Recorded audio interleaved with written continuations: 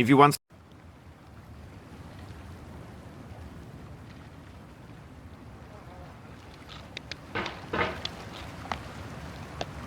There's no feeling more intense than starting over. If you deleted your homework the day before it was due, as I have, or if you left your wallet at home and you have to go back after spending an hour in the commute. If you won some money at the casino and then put all your winnings on red but it came up black.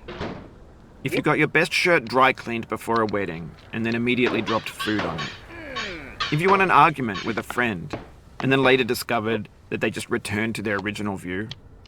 Starting over is harder than starting up. If you're not ready for that, like if you've already had a bad day, then what you're about to go through might be too much. Feel free to go away and come back. I'll be here. Alright, thanks for coming with me on this trip. I'll understand if you have to take a break at any point. Just find a safe place to stop and quit the game. And don't worry, I'll save your progress, always. Even your mistakes. This game is a homage to a free game that came out in 2002, titled Sexy Hiking. The author of that game was Jazzuo, a mysterious Czech designer who was known at the time as the father of B games. And B games are rough assemblages of found objects. Designers slap them together very quickly and freely, and they're often too rough and unfriendly to gain much of a following. They're built more for the joy of building them than as polished products. In a certain way, Sexy Hiking is the perfect embodiment of a B game. It's built almost entirely out of found and recycled parts, and it's one of the most unusual and unfriendly games of its time. In it, your task is simply to drag yourself up a mountain with a hammer. And that act of climbing, in the digital world or in real life, has certain essential properties that give the game its flavor.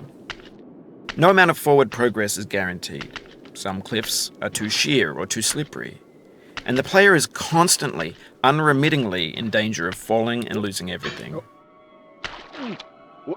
Anyway, when you start Sexy Hiking, you're standing next to this dead tree that blocks the way to the entire rest of the game. It might take you an hour to get over that tree, and a lot of people never got past it. You prod and you poke at it, exploring the limits of your reach and your strength, trying to find a way up and over. And there's a sense of truth in that lack of compromise.